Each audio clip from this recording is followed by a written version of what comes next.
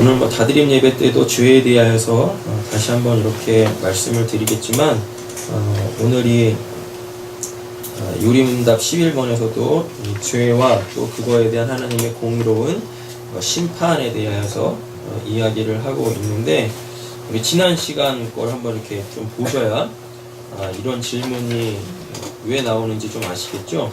지난 시간 우리 그 하이델베르그 10번 그 문답에서 하나님께서는 그러한 불순종과 반항을 형벌 없이 허락하실 수도 있지 않았습니까? 라는 이러한 그 질문들이 있었습니다. 이거에 대하여서 하나님이 결코 그렇게 하시지 않으신다라고 했었죠. 죄가 있으면 반드시 그 죄에 대하여서 심판하신다라고 말씀을 드렸습니다. 그거에 대한 이제 인간의 질문이 뭘로 나오는 거예요? 그러면은 하나님은 자비롭지 않으신 분이십니까?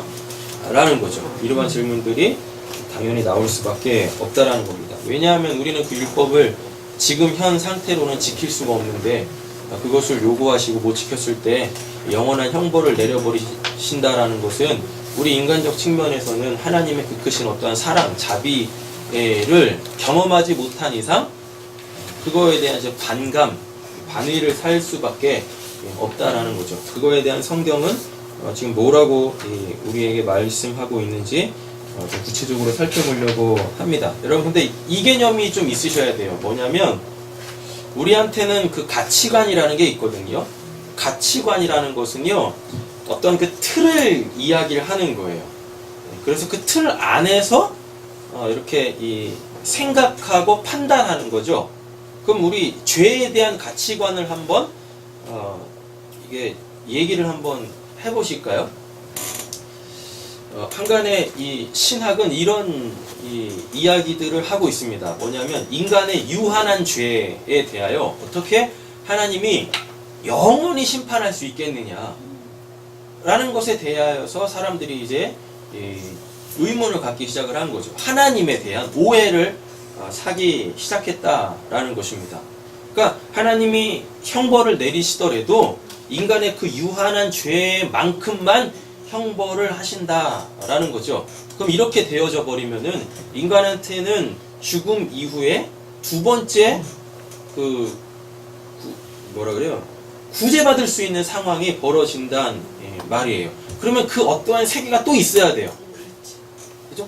영원한 하나님의 나라와 지옥과 그리고 유한한 이 땅에서의 인생 사이에 어떠한 그 성경에서는 얘기하고 있지 않은 그 애매모호한 어떤 그 중간 이 시기가 존재를 해야만 그때 다시금 복음을 듣고 회개할 거 아니겠습니까? 여러분 그럼 잘 한번 생각해 보세요. 그럼 그때에는 구원 못 받을 사람이 어디 있어요? 왜? 이때에 대한 그 삶들이 있는데 이렇게 살면 지옥 가는구나. 그러니까 여기서는 다 구원 받아야 되는 거잖아요. 그리고 그 안에서만 이렇게 심판을 받고 심판이 끝나면 이제 이 영원한 하나님의 나라 구원을 받게 되어진다라는 이상한 신학적인 이야기들이 지금 그 신학계에서는 회자되어지고 있고, 그게 어느 정도 사람들한테 영향을 미치고 있어요. 지금 또 우리나라에. 그래서 하나님의 나라와 어떤 그 지옥에 대한 개념들을 이렇게 새로운 것도 아니지만 새롭게 막 정의를 내리려고 한다라는 겁니다. 하나님의 자비와 하나님의 그 심판이라는 것을 이렇게 꿰맞추려고 한다라는 거예요. 근데요, 하나님의 자비는 자비고 하나님의 심판은 심판이에요. 그래야 그게 하나님의 의죠. 그게 하나님의 의인 거예요. 자, 이제 한 가지 틀을 딱 가져야 될 필요가 있는데, 이렇게 한번 생각해 보세요. 먼저 우리는 하나님이 창조해 놓으신 이 세상 속에 살죠. 하나님이 창조해 놓지 않은 어떠한 또 다른 세계에서 우리가 이쪽으로 넘어온 게 아니란 말입니다. 맞죠? 자, 또 이렇게 한번 생각해 보세요. 우리가 이제 다른 나라로 여행을 갔어요. 우리가 다른 나라로 여행을 갔다 할지라도 그럼 나의 신분은 이 대한민국 시민이잖아요. 그 시민권을 가지고 그 국민성을 가지고 그 법질서 체계를 가지고 다른 나라에 이제 여행을 갔단 말이에요. 그러면은 내가 대한민국 사람이니까 내가 체류하고 있는 그 나라의 법은 안 지켜도 됩니까? 진짜로 돼야지. 아니죠. 내가 거기에 있으면 내가 대한민국 시민권자라고 해도 대한민국 그 법 질서 체계 속에 있다 할지라도 내가 지금 그 나라에 그 체류하고 있으니까 당연히 그 나라 법을 지켜야 돼요. 만약에 그 나라 법을 지키지 않으면 어떻게 되죠? 나라까지 망신. 나라까지 망신인 거예요? 그 나라의 법이 그 정해놓은 그 어떠한 그 법 질서 체계 속에서 내가 지은 그 죄에 대하여 범법에 대하여서 반드시 그 문책을 받고 그 이 죄값을 치러야만 한다라는 것입니다. 이게 인지상정이잖아요. 이게 세계 질서란 말이에요.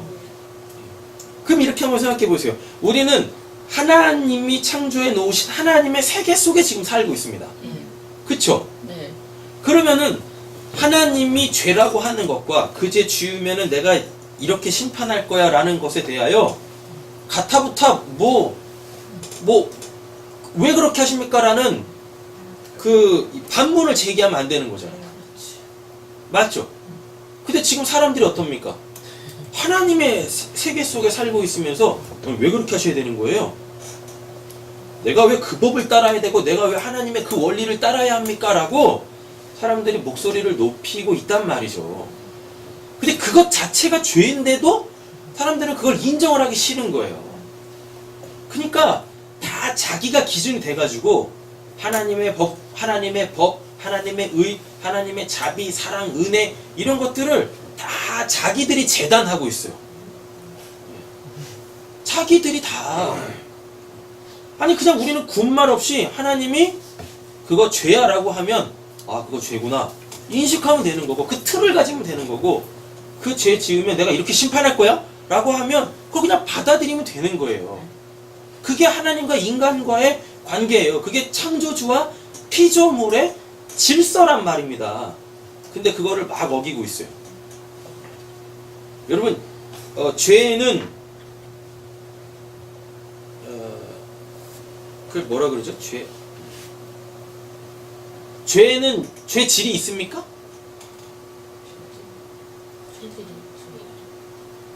죄는 죄질이 있어요? 죄는 죄질이라는 게 없어요. 그러면 죄는 이 경중이 있어요? 죄? 죄 하면 없지만 죄는 경중도 없어요. 죽인 사람은 죄는요 그냥 죄인 거예요. 근데 우리나라 법은 이렇잖아요. 뭐 세계 모든 법이 그렇잖아요. 죄 경중을 따지고 죄질을 따져가지고 죄가 아주 그냥 심각하게 극악무도하면 엄청난 죄값을 내려버립니다. 그렇지 않으면 그냥 그 죄에 대한 그 처벌이 되게 이렇게 작아요. 근데 하나님은 죄의 경중이나 죄의 질에 대하여서 뭐 어떤 언급을 안 하셨어요. 그냥 뭐라고 하면? 그냥 죄라고 하면 뭐 100가지 죄를 지었던 한 가지 죄를 지었던 사람들이 죽어 마땅한 죄입니다 라고 하던 아니면 그냥 그런 죄는 용서합시다 이런 죄든 상관없이 그냥 죄 지으면 그냥 영벌을 처하시는 거예요.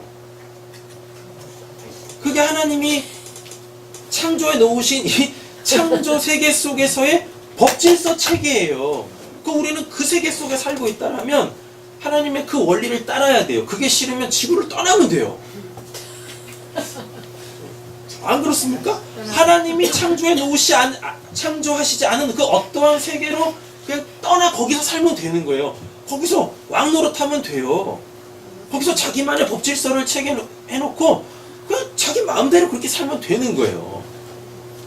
안 계시면 있어야 되겠지. 그러니까 하나님이 정해놓으신 이게 싫으면 그걸 찾아가시라니까.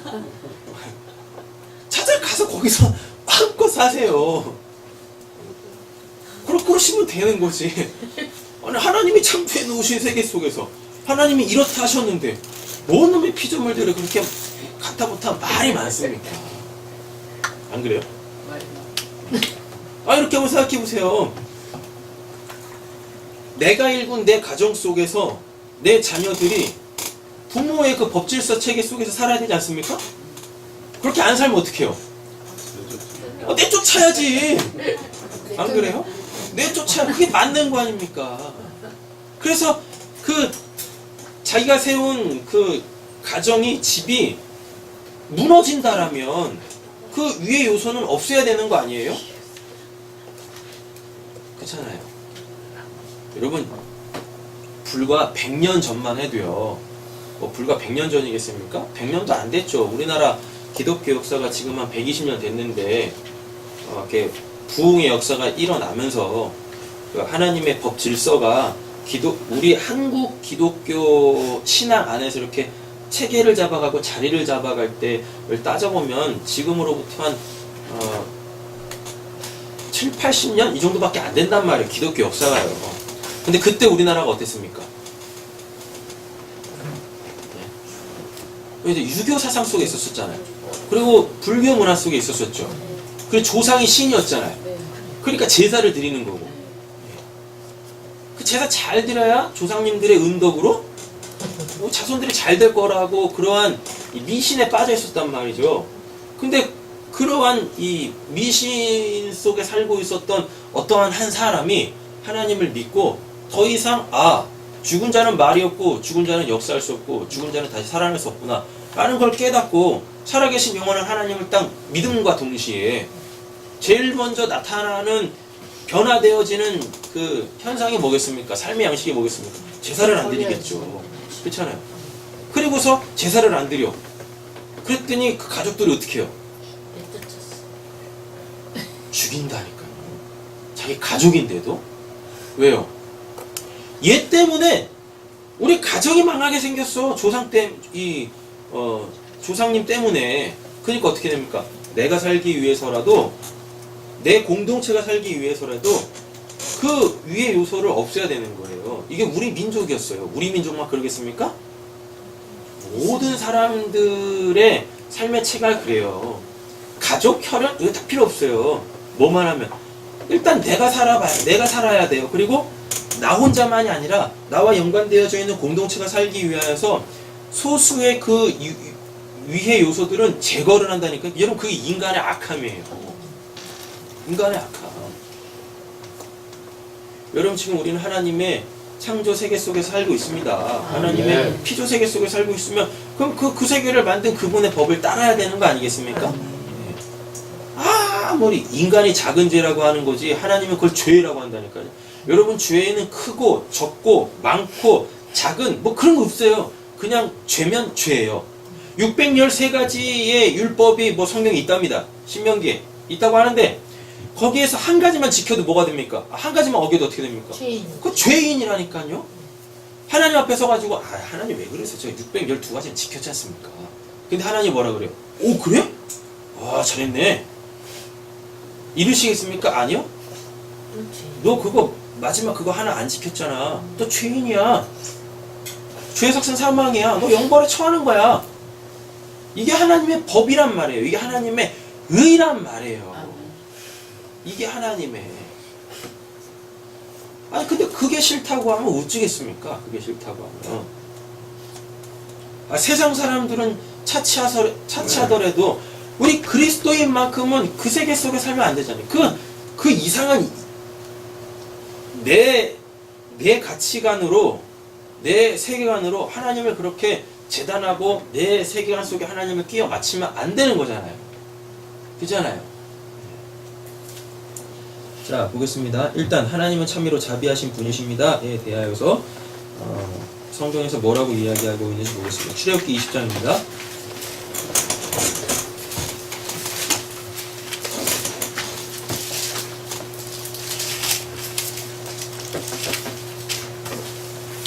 출애굽기 20장 6절 말씀 보겠습니다. 읽겠습니다. 나를 사랑하고 내 계명을 지키는 자에게는 천대까지 은혜를 베푸느니라. 아멘. 이게 자비예요. 어떤 자비? 계명 지키는 자에게는 천대까지. 천대까지 은혜를 베푸신다. 여기서 천대는 제가요 서시 문 중에 몇 대, 제가 몇 대 손이에요? 28대. 제가 28대랍니다. 제가 28대로 제가 28대. 그러면은 제가 하나님의 계명을, 하나님을 사랑하고 하나님의 계명을 잘 지키면 앞으로 천대까지 은혜를 받겠네요. 제가 28대 손이거든요. 엄청나네요. 그죠? 정말 그런 걸까요? 그럼 여기서 천대는 뭘까요? 천대.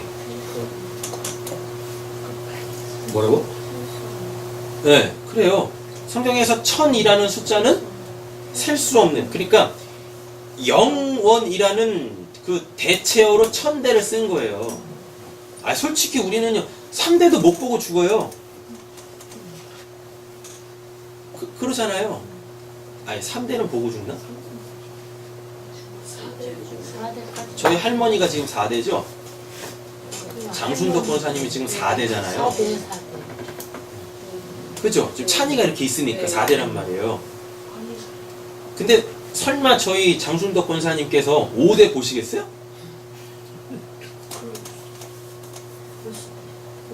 그래? 기내속으로 오셔야 돼. 그거 행복한 삶인가? 5대를 보면? 혼자서도 걷지 못하여서 계단을 오를 때는 누군가의 부축을 받아야 되는데 그렇게 5대까지 보면서 그렇게 사는 삶이 과연 행복한 걸까요? 누구의 가치관인가? 그렇게 사는 게 하나님의 은혜면 그렇게 살아야 되겠죠. 아, 근데 솔직히 그냥 객관적 데이터만 딱 갖다 놓고 봐도, 인간을 생물학적으로 딱 봐도 5대를 보는 사람은 제가 보니까 별로 없는 것 같아요. 아, 근데 천대까지 은혜를 베푼다라는 건 너무 과하지 않습니까? 그럼 이게 뭐겠어요? 내 후손 천대가 하나님의 은혜를 받는 게 아니라, 그렇게 하나님을 사랑하고 그렇게 하나님의 계명을 지키는 자는 내가 내 후손들이 아니라 내가 그렇게 영원토록 하나님의 은혜 가운데 사는 자가 된다는 얘기예요. 신명기에 보면 그런 말이 있습니다. 아버지가 신포도를 먹었는데 아들이 시다 하겠느냐? 그런단 말이에요.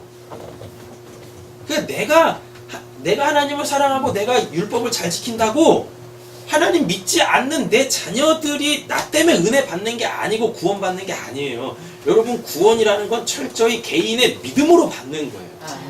하나님이 주신 그 은혜 속에 그 믿음이 있어야만 그 개인이, 그 은혜를 받은 그 개인이 구원을 받는 거지, 내가 구원받았다고 내 자녀들, 내 손자들 대대손손 구원받는 게 아니다라는 겁니다.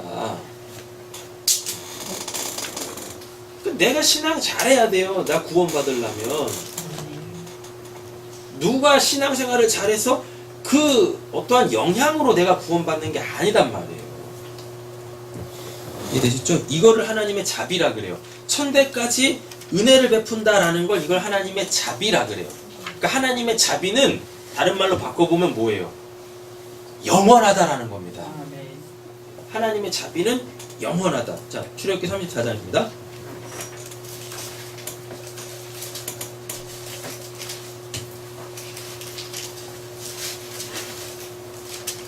6절에서 7절 말씀 보겠습니다. 찾으셨죠? 아멘. 듣겠습니다. 여호와께서 그의 앞으로 지나시며 선포하시되 여호와라 여호와라 자비롭고 은혜롭고 노하기를 더디하고 인자와 진실이 많은 하나님이라. 인자를 천대까지 베풀며 악과 가시과 죄를 용서하리라. 그러나 벌을 은지하지는 아니하고 아버지의 악행을 자손 3, 4대까지 보호하리라. 아멘. 네. 여기 이제 보겠습니다. 아까 그 말씀하고 똑같은 말씀인데요. 좀 더 자세하게 설명을 하고 있네요. 여호와께서는 그의 앞에서 지나시며 뭐라 그래요? 선포하시되 여호와라 여호와라 어떻게 해요? 자비롭고 나았네요. 은혜롭고 나왔죠? 그것도 또 어떻게 한대요? 노하기를 더디하고 노하기를 더디한다라는 얘기가 뭐겠습니까? 회개하고 돌아와 라는 거예요. 회개하고 돌아와. 예. 그리고 인자와 진실이 많은 하나님이라 라고 이야기하고 있죠. 네. 그래놓고 이제 하나님의 그 자비를 설명을 해요. 7절에 인자를 어떻게 해요? 천대까지. 여기서 이 인자가 자비입니다. 또는 이제 사랑이라고도 번역을 해도 무관을 한데 인자를 천대까지. 천대는 얘기했죠. 뭐라고요? 자자손손 아니라 그랬었어요? 나의 영원함이에요. 나의 영원함. 천대까지 베풀며 악과 과실과 뭘요? 죄를 용서하리라 라고 되어져 있어요. 그러니까 하나님의 자비를 아는 자는 이 하나님께 뭘 받는 자예요?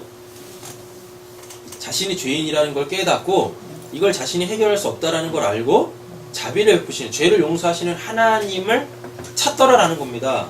하나님 살려주세요 라는 거죠. 그럼 그러한 자들은 하나님이 어떻게 하신다고요? 천대까지 은혜를 베푸신대요. 천대까지 은혜를 베푸신다라는 게 영원히 은혜를 베푸신다라는 얘기인데, 하나님이 이렇게 죄를 용서하시면 그게 무효화가 안 된다는 얘기예요. 그리고 그렇게 죄 용서 받은 자는요, 그 하나님의 자비를 알기 때문에 또 무엇하겠습니까? 첫째로 죄를 안 짓겠죠. 죄를 안 져요. 여러분 이런 거 얘기 들어보신 적 있습니까? 진짜로 사랑하는데 바람 펴요? 진짜 사랑하는데 바람 피겠냐고요. 진짜 사랑하면 바람 안 펴요. 왜? 다른 대상이 안 보여. 누구만 보여요? 내가 사랑하는 그 사람만 보여요. 근데 어떻게 바람을 필 수가 있어요? 바람 못 핀다니까요. 그럼 바람 핀다는 얘기는 뭐겠습니까? 사랑하지 않는 거예요. 그죠? 사랑하지 않는 거예요. 하나님의 사랑을 받게 되어지면 하나님만 보여요. 그러니 죄를 지을 수가 없게 되어지는 거죠. 그런데도 불구하고 우리는 어때요? 가끔 죄를 짓잖아요. 할렐루야. 왕왕 짓는 게 아니라 가끔 죄를 짓지 않습니까? 근데 그때 속히 깨닫는다니까요. 그 하나님의 사랑이 가만 안 있어요. 우리가 죄를 짓는 그 순간 동시에 하나님의 사랑도 작동을 한다니까요. 역사를 한다니까요. 그래서 어떻게 해요? 빨리 회개를 해요. 빨리. 그리고 어떡합니까? 사실 그 하나님을 더 명확하게 보게 되어지는 거죠. 이러한 나까지도 여전히 사랑하시는 그 하나님 앞에 우리는 무너지게 되어져 있어요. 무너진다니까. 자기 의로 쓰지 않고 하나님의 그 자비, 의로 서게 되어지는 거죠. 근데 잘 보세요. 그러나 어떻게 하신대요? 벌을 면제하시지는 않는데요. 벌을 면제하시지는 아니하시고 어떻게 아버지의 악행을 자손 3대까지 보응하리라. 아까 천대는 나의 뭐예요? 영원함이라 그랬었죠. 그러면 악행을 자손 3대까지 보응하리라는 얘기는 뭐겠습니까? 이거 똑같습니다. 아까 그랬잖아요. 5대 넘어가는 사람이 없다고. 3, 4대까지는 본다니까요. 그러니까 그가 육신적으로 살아있는 동안에 그 하나님의 벌을 받게 되어진다는 얘기예요. 나 때문에 내 자손들이 하나님한테 벌을 받는 게 아니라 내 자손이 살아있는 그 시간 동안에 내 3, 4대 동안에 나의 3, 4대 동안에 그렇게 내가 하나님께 보응을 받게 되어진다라는 겁니다. 이해되셨죠? 나 때문에 내 3, 4대가 보응을 받는 게 아니라 3, 4대가 살아있는 그동안에 내가 보응을 받는 거예요. 아니 내가 죄를 지었는데 뭐 내 자녀들이 내 손자들이 이 보응을 받는다라는 건 말이 안 되지 않습니까? 그래 안 그래요? 말이 안 되는 거예요 이거는. 세상 이치가 안 맞는 거지. 자 이렇게 한번 생각해 보시면 됩니다. 제 자녀가 죄를 지었어요.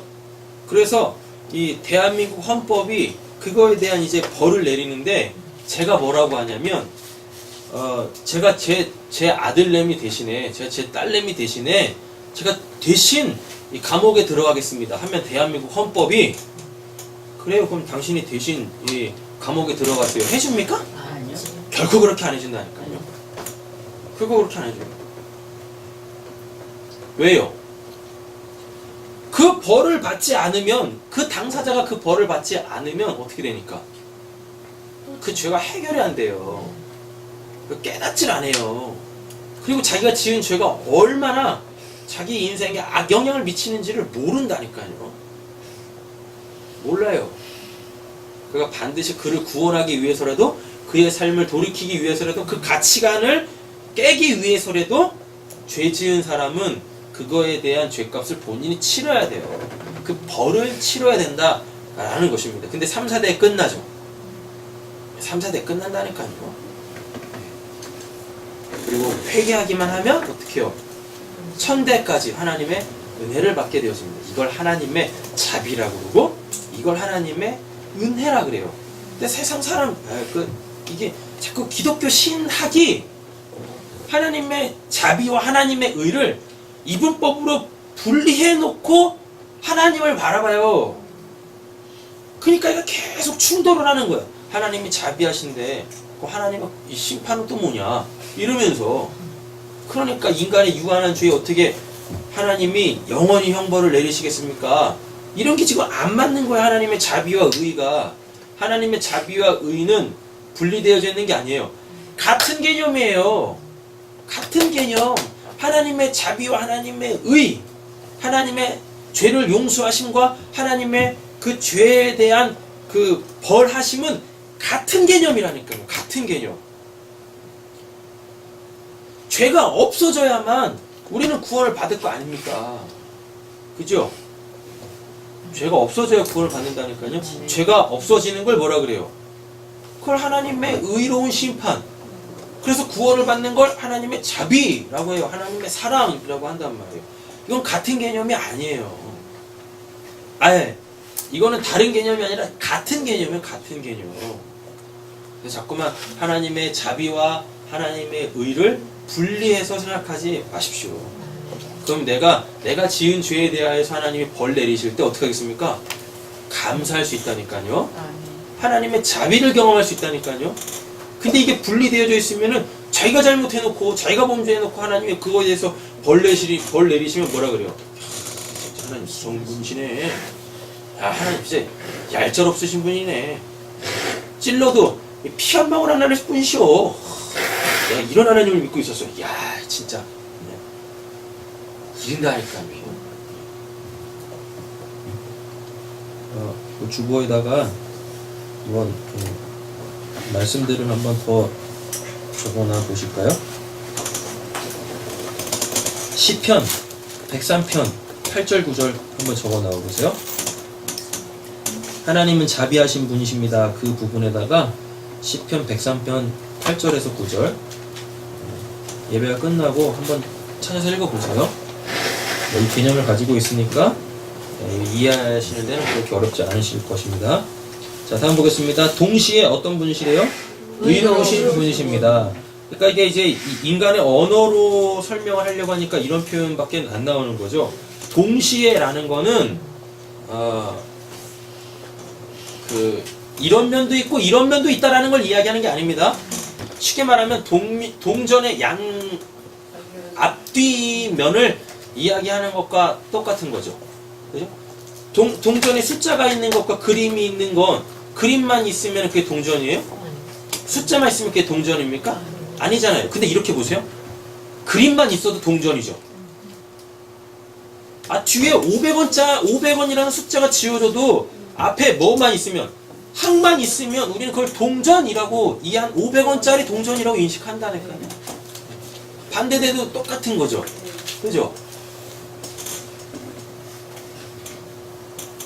근데 우리가 한쪽 면만 보려고 하는 성향이 있기 때문에 그런 거예요. 한쪽 면만. 그러니까 동시에라는 말이 이것과 이것이 이렇게 공존하는 게 아니라 원래 그냥 같은 거예요. 이렇게 같은 거. 자비와 의는 같은 거예요. 동시에가 아니에요. 이것도 있고 저것도 있다라는 게 아니에요. 근데 이게 우리 인간의 언어로 설명이 안 되잖아요. 그러니까 이렇게 설명을 하는 거예요. 그래서 자비를 따로 설명하고 의를 따로 설명하지만 이거를 동시에 이렇게 동시에 그렇죠. 이걸 같이 이해를 하면 이게 뭔지를 알고 이게 뭔지를 알면 아 하나님의 자비와 의가 이게 다른 게 아니구나. 다른 게 아니구나 라는 걸 알 수 있게 되어지는 거죠. 자, 출애굽기 20장 5절 보실까요?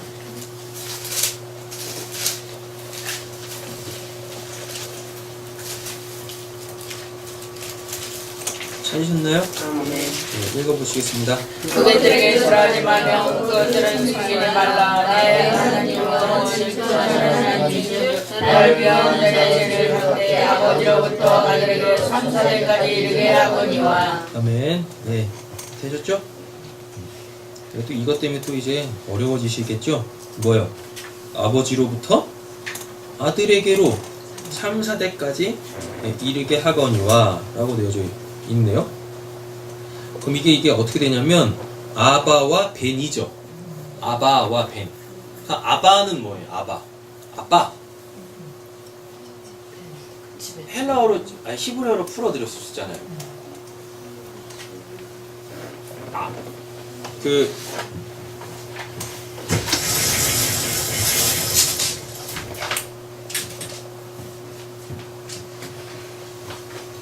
이렇게 쓰면 아빠예요. 아빠. 그죠? 그럼 이게 뭐예요? 이게 원래는 X자가 아니라 이렇게 생긴 겁니다.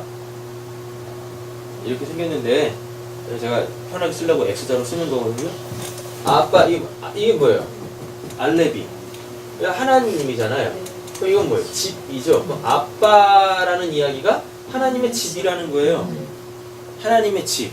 그냥 육신적 관계에서의 아버지 그거 생각하시면 안 돼요? 하나님의 집이에요? 그러면 벤은 뭐라 그랬어요? 그 집에 들어가 있는. 이게 아들이잖아요. 벤, 집. 근데 여기 점 들어가 있으니까 이거는 아빠예요. 요거를 풀어보면 이거니까 그럼 이거는 하나님의 집이네요. 또는 아빠의 집이네요. 물고기라고 썼었죠? 물고기 뭐예요? 진리. 진리를 이거 물고기가 물 속에서 사는 거니까 진리를 깨달은 것. 그럼 그거를 아버지 집에서 진리를 깨달은 거잖아요. 근데 뭐라고 돼 있습니까? 아버지로부터 아들에게로 3, 4대까지 이르게 죄를 갚되 아버지로부터 아들에게까지 3, 4대까지 이르게 한다라고 돼 있잖아요. 그럼 이게 뭐겠습니까? 이 뭐예요? 죄가 갚아지는 게 은혜입니다.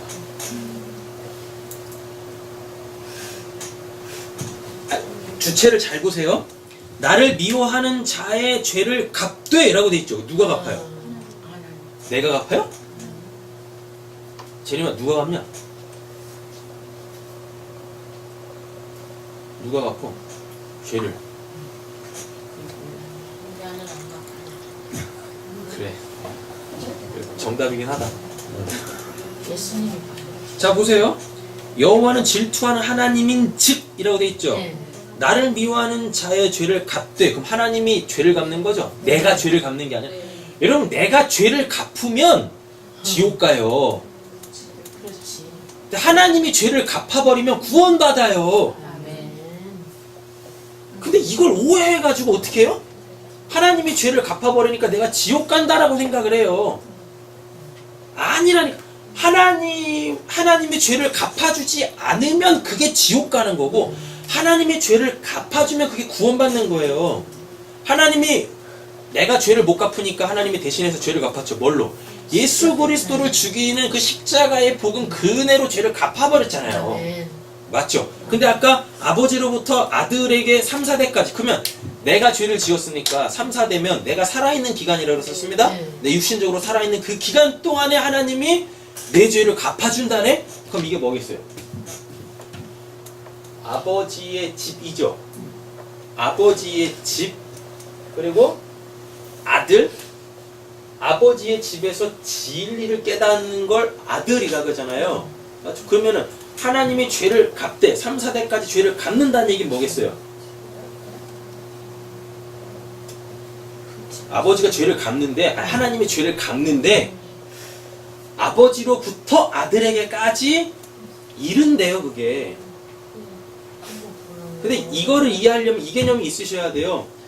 아버지가 신포도를 먹었는데 아들이 이가시겠냐라는 건, 그럼 이건 지금 아들과 아버지 얘기하는 거 아니겠습니까? 제가 죄를 지었는데 하나님이 찬이를 벌하지 않으신다니까요. 나의 3, 4대예요. 내가 육신적으로 살아있는 그 기간 동안에 아버지 아들 되게 하겠다고요. 아멘. 아버지 집에 들어오게 하겠다고요. 내가 너한테 아버지가 될 거야 라는 거예요, 하나님이. 굉장히 중요한 개념이에요. 아멘. 하나님이 죄를 갚는데, 나의 죄값을 하나님이 갚는데 어떻게 갚으시냐면, 내가 네 아빠 될 거야 라고 하시는 거예요. 하나님이 나의 아버지 되게 하시겠대요. 그렇게. 야곱이 맨날 죄만 짓죠. 근데 야곱이 뭐라 그래요? 아버지, 하나님, 제가 무사히 이 베델로 돌아오면 제가 하나님을 나의 하나님으로 모시겠습니다 라 그래요. 그런다니까요. 그래서 어떻게 해요? 계속 죄만 짓는데 하나님이 야곱의 하나님이 되시기 위해서 야곱의 죄를 계속 갚아줘요, 대신해서. 그게 극명하게 드러나는 사건이 언제입니까? 드라빔 사건. 라헬이 그 라반 집에서, 자기 아버지 라반 집에서 가족신 드라빔을 가지고 오는데 하나님이 그거를 덮어버리신다니까요. 왜? 야곱한테 하나님이 하나님 되시기 위하여. 야곱이 약속한 거 하나님이 지키신다니까요. 야곱이 지키는 거 아니에요, 야곱 약속도. 야곱이 그냥 남발했는데 하나님이 그걸 지켜버리시네. 왜요? 사랑하니까. 아버지 되시려고. 하나님이 죄를 갚으세요. 죄를 갚는다는 건 하나님이 우리 아빠 되시겠대요. 너 내 집에 들어와. 그래서 내 진리 깨달아.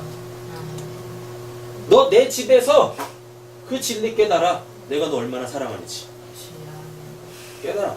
내 아들까지도 죽이면서 너 구원하려고 하는 그 진리 깨달아. 이게 하나님이 죄를 갚으시겠다라는 거예요.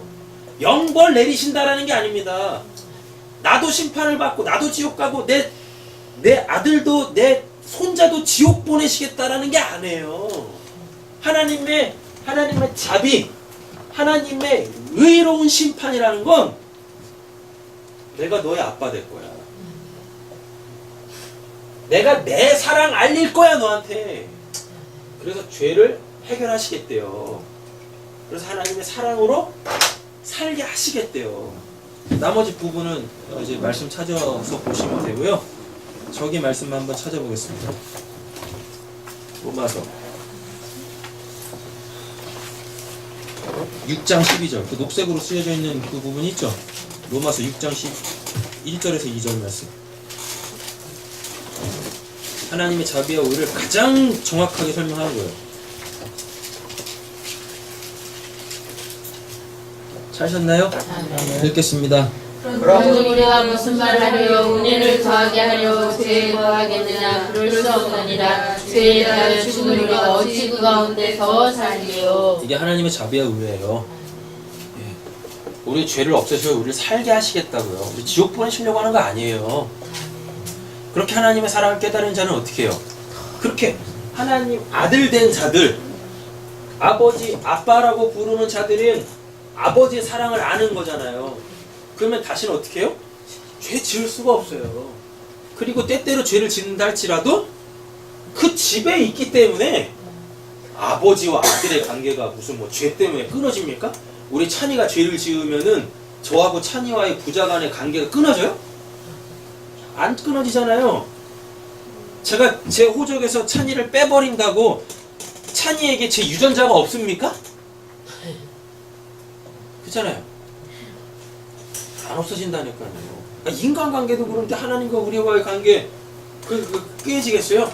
그러니까 로마서에 뭐라 그래? 로마서 8장 1절. 그러므로 이제 그리스도 예수 안에 있는 자에게는 결코 정죄함이 없나니 이는 그리스도 예수 안에 있는 생명의 성령의 법이 죄와 사망의 법에서 너를 해방하였음이라 라고 되어져 있죠. 그 다음에 이제 저 뒤쪽으로 가셔가지고